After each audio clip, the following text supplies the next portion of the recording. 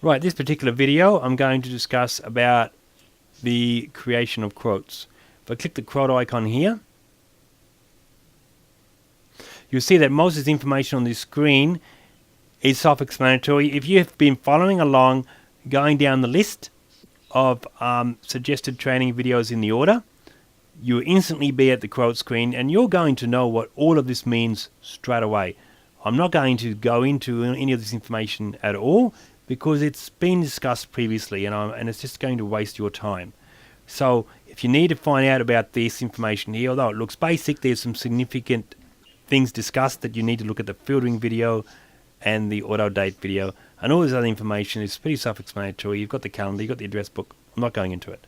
What I want to go into is this. If you click the quote icon here, you'll see on the invoice screen previously you had two icons. One that said create an invoice that had sales tax and create an invoice that did not have sales tax.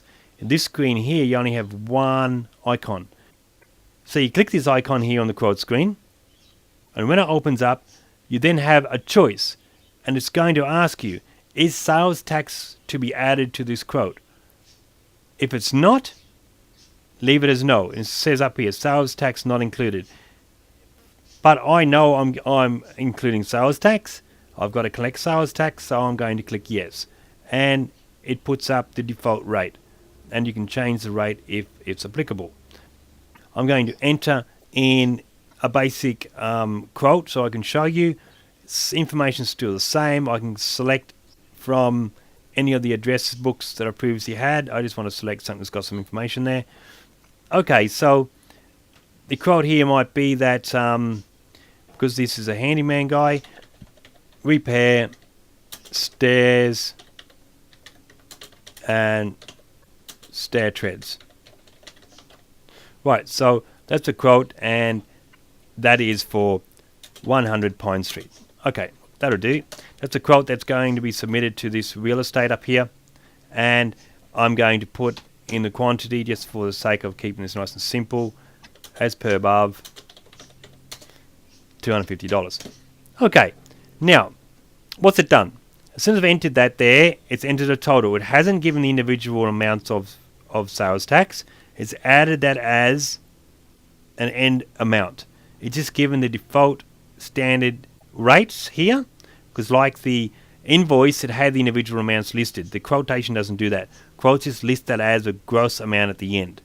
Now, if you have a particular item that does not have sales tax, for some reason you know that a particular item is sales tax exempt when you're doing a quote, it might be, I don't know, I've got no idea. I'm just going to put in say that a specific bolt was a sales tax exempt bolt. Okay, so I'm going to say bolts, sales tax exempt, and let's say that those bolts were worth $50, and by default it's going to add the sales tax. Watch this figure down here. If I click this box here, sales tax no, see that figure change to 25 there? Did you see that? Okay, so as I'm clicking that, and you notice here it's changing from yes to no. So I now say no. That line there is no sales tax applicable to these bolts, and that is reflected down the bottom here. So be aware, that's how you can change it from sales tax exempt to non-exempt. The rest of this screen is pretty self-explanatory. Everything's as per the invoices. You've got the uppercase and lowercase icon. You can put it into a category if you want. If you do that, and you suddenly say, "Well, I don't want it in that category. I've actually messed that up," you can double-click that, and it will remove it from that category, from the project group. Sorry. Right, that's all I need to talk about here. Okay, now if we jump back, just say that you are editing a quote. If you go back into the, a few days later and you edit a quote, or it's a quote that you're developing over a period of time, naturally, to go back and review an existing quote, you just click edit, and you can edit that existing quote. And it's the same thing as the invoice screen. If you actually want to enter a new line here, you do that from the edit, and you can click enter new row, and you can insert a row, and it will insert it wherever you've decided to tell it. So that's exactly the same. And if you wanted to leave that blank, well, you could leave that blank as well. So that's exactly the same as the invoice. You have the ability to copy invoices, create a copy of the quote, sorry. Right. What I want to show you now is how to create an invoice from an existing quote. If I click finish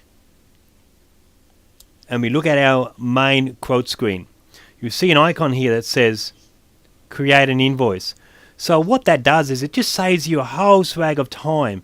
If you've given a client a quote and that quote's quite lengthy and it's very detailed, when it comes time for issuing an invoice to the client, you can create an identical invoice that reflects the quote without having to go ahead and recreate the invoice again. And you do that by one simple thing. You click the create invoice icon. So if I create the invoice, if we just look back here for a second, you see that there is no invoice recorded against here. That line there is if you've previously created an invoice for the client or for that quote. Okay, so I'm going to click create invoice. It says create an invoice for this quotation. Yes. So I'm going to click yes, and it's going to jump away and it's going to do that. You need to let it do its thing. It's going to take it 20 or 30 seconds. Now it's done it. Invoice created.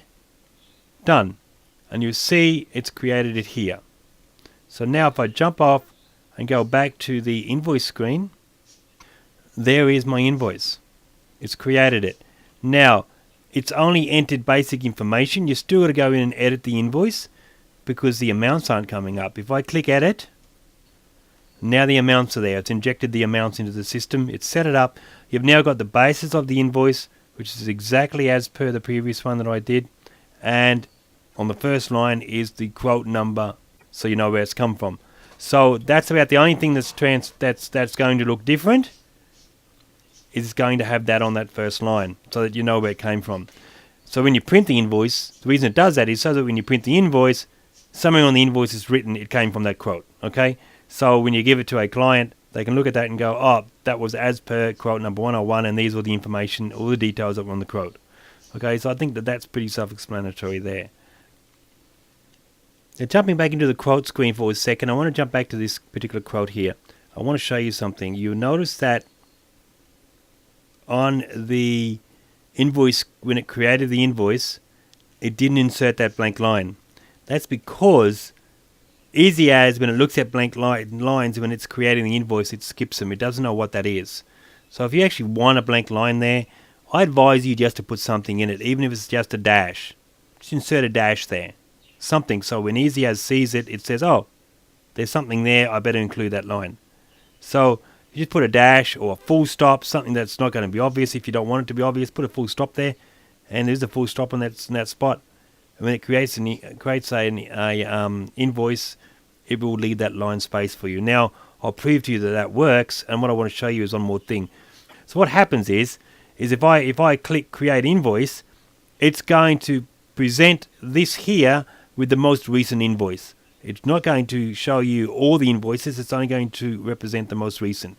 And a different box comes up and it says, hey, you've already created one for this client against this invoice.